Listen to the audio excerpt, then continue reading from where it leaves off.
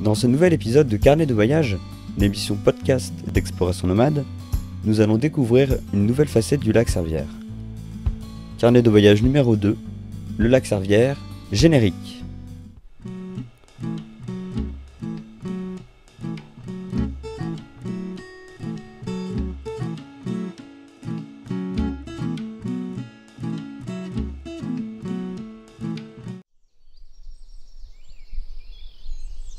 Tout commença lors d'une sortie photo par un bel après-midi de printemps. Le ciel était encore nuageux et je pouvais observer les reflets des nuages sur le lac. Avec cette sortie, comme toutes les autres d'ailleurs, j'étais parti dans l'idée de me ressourcer et me reconnecter à l'essentiel. C'est une façon pour moi de prendre du recul. En démarrant mon tour du lac, j'ai tout de suite ressenti une connexion intense avec l'environnement. Peut-être étais-je inquiet car j'avais prévu de faire mon premier bivouac à la tombée de la nuit. Mais la magie du coucher de soleil l'emporta. Au fur et à mesure que le soleil descendait, sa chaleur se ressentait toujours autant. C'était très agréable comme sensation, profiter du temps qui passe tout en observant la nature autour de soi. À la dernière minute, je me suis rendu compte qu'il allait falloir changer de spot. Des arbres me bloquaient la vue juste avant les dernières lueurs du jour. Je pris alors rapidement mes affaires et mon pique-nique pour me diriger vers un champ un peu plus loin. C'était un endroit idéal pour profiter des dernières lueurs du jour, s'évanouissant à travers les paysages vallonnés. Je pouvais admirer le ciel devenu feu, avec de belles couleurs entre le rouge, l'orange et l'or. C'était un moment magique. Jusque-là, tout se passait comme prévu. Enfin, presque.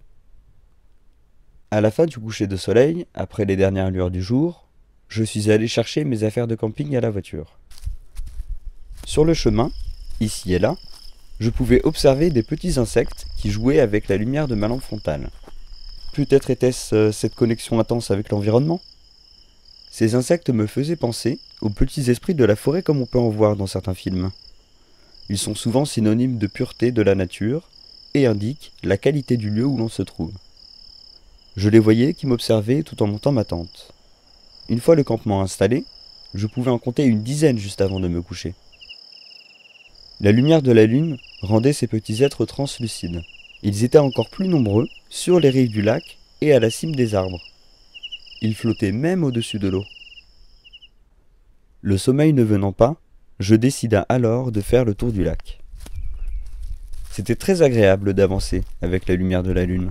Je pouvais même voir les ombres des plantes aquatiques. Ces esprits de la nature étaient toujours là, mais cette fois-ci, ils s'étaient tous rassemblés au milieu du lac. Qu'allaient-ils faire ? Je me posa alors sur le rivage du lac, avec comme compagnon le silence de la nuit, et comme divertissement, ce spectacle de mes nouveaux amis, les esprits de la nature. Dès l'instant où je me suis assis, d'un coup, d'un seul, les petits êtres disparurent. Je restai alors seul avec mes questions. Avaient-ils plongé dans l'eau ? S'étaient-ils évaporés mystérieusement ? Ou n'était-ce qu'une hallucination ? Ce spectacle terminé, et ces questions restées sans réponse, finirent par me prendre de fatigue.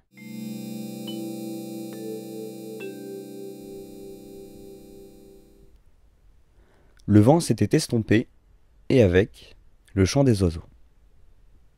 Le soleil, lui, était déjà en train de se lever, et la température commençait doucement à grimper dans la tente. En m'étirant, et en me frottant les yeux pour me réveiller, je me releva avec sursaut. L'un de ces petits êtres que j'avais vus la veille était au pied de mon lit, à m'attendre pour le rejoindre. « Il est temps, » dit-il. Un peu bousculé par sa présence, et sans trop me poser de questions, je finis par suivre cet esprit de la nature. En nous rapprochant de la rive, je remarqua quand même que quelque chose avait changé, comme si j'étais devenu différent. Mais c'est seulement en arrivant au milieu du lac et en voyant les autres petits êtres que je finis par comprendre. J'étais devenu l'un des leurs. Ces petits êtres m'expliquèrent que le spectacle que j'avais vu la veille était en réalité une cérémonie d'initiation à la nature, et surtout que ma première nuit en bivouac était un changement d'état d'esprit. Après ce court échange, nous nous envolâmes, comme la veille, vers un nouveau royaume naturel inconnu.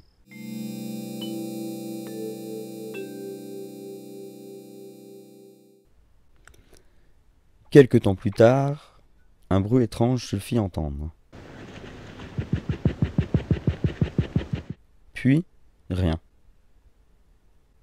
Étonné, je sortis la tête de ma tente, et là, un visage connu et amical m'attendait juste devant. Il tenait dans sa main un thermos de café, et dans l'autre, un gobelet. En le voyant, tout redevint plus clair. Au moment du coucher de soleil, je lui avais partagé des images de ce précieux instant. Nous nous étions donc mis d'accord pour nous retrouver le lendemain matin et photographier les premiers rayons du soleil de la journée.